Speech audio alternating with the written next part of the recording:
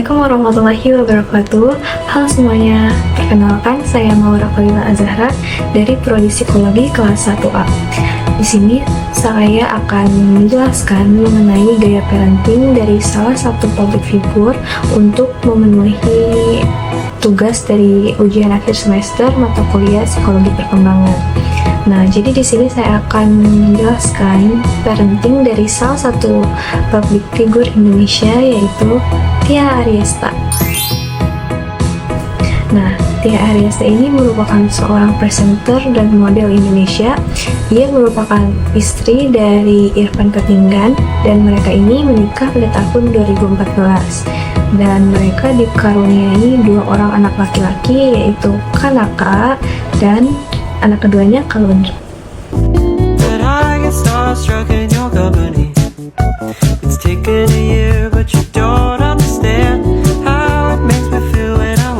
Oke, jadi mengenai pola asuh ini, dalam mendidik anak itu bukan hanya tugas seorang istri, tetapi memerlukan juga kerjasama antara suami dan istri.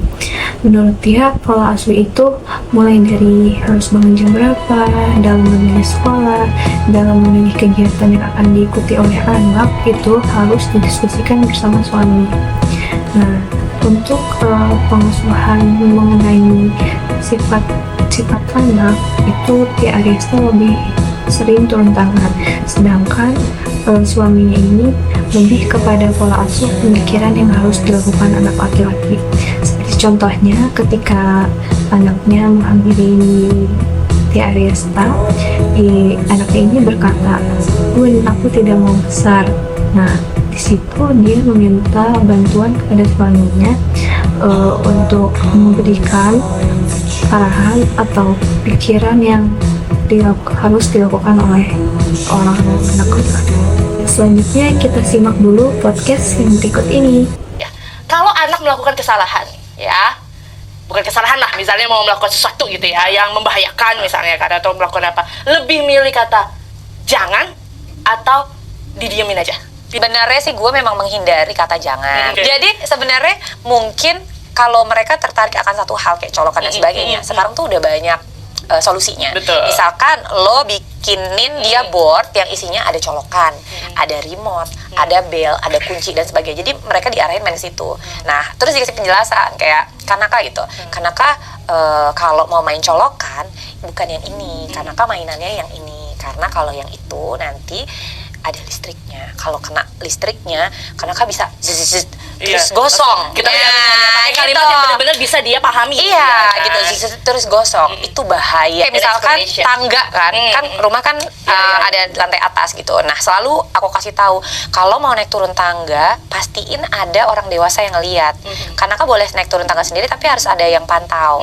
Karena kalau jatuh tuh bahaya, gitu. Betul, harus ini. Nanti kepalanya bisa berdarah, kakinya bisa luka, gitu. Ngomong-ngomong soal itu, tadi aku lihat story, kamu sempat berdarah bibir. Oh iya, gue jadi kayak lagi gini terus dia jedot gitu, berdarah kan. Nah, gue langsung panggil Kalundra, Bunda nih kena nih gitu, maaf Bunda. Dia langsung gitu, langsung maaf respon Bunda. ya. Okay. Habis maaf Bunda, biasanya gue coba lihat dulu berdarah nggak. Pertama lihat nggak berdarah Bunda, tapi kok gue kayak ada rasa-rasa berdarah gitu, ya kan gitu. Karena Kalundra coba lihat lagi deh gitu, terus dia mulai panik kan, karena berdarah gitu ya. Karena dia kayak paniknya sebenarnya lebih kerasa bersalahnya, gitu kan. Terus udah gitu gue bilang kayak nggak apa-apa Bunda, nggak sakit, tapi kayaknya Kalundra harus dipakein sesuatu biar sampai dia darahnya berhenti. Baru dia sibuk tuh cari tisu, terus diginiin, udah Bunda udah gitu. Ketika dia melakukan kesalahan menyebabkan sesuatu, dia harus tanggung jawab. Kayak misalkan dia bertengkar gitu, berantem sama kakaknya nangis, atau kebalikannya. Itu biasanya aku nggak langsung marahin salah satunya. Aku cuman, Kanaka, adek nangis. Kenapa Kanaka gitu, minta maaf sama adek gitu. Maaf adek, ya udah minta maaf adek, udah maafin, tapi bikin sampai adek berhenti nangis. Kan kamu yang bikin adeknya nangis.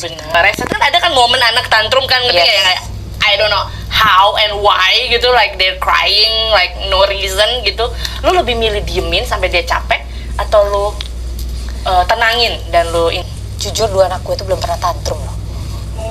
Yang sampai, tapi bukan satu hal yang harus dibanggakan juga. Nggak, tantrum tuh juga bisa secara psikologis bisa dia mendem ke dalam juga. Bisa. Tapi kalau anak-anak gue kalau gue bilang enggak gitu. Bahkan mereka juga tanya dulu mau minum es teh manis aja, mereka tanya, Izin. Bunda, Yes. aku boleh nggak minum es teh manis? Enggak gitu.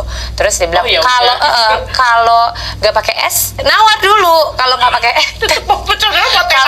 kalau nggak pakai es gitu. Oke, Gitu. Oh oke. ya udah, kalau biasanya kalau ada penawaran gue suka agak Iya, agak berbaik hati ya. Nah, jadi dapat disimpulkan pada video tersebut bahwa Tia Aryasti ini menggunakan pendekatan pola asuh otoritatif, yang mana pola asuh ini lebih mengutamakan komunikasi dua arah antara orang tua dan anak, serta mengimbangi antara kebebasan dan batasan. Oke, sekian penjelasan mengenai review parenting public figure. Wassalamualaikum warahmatullahi wabarakatuh.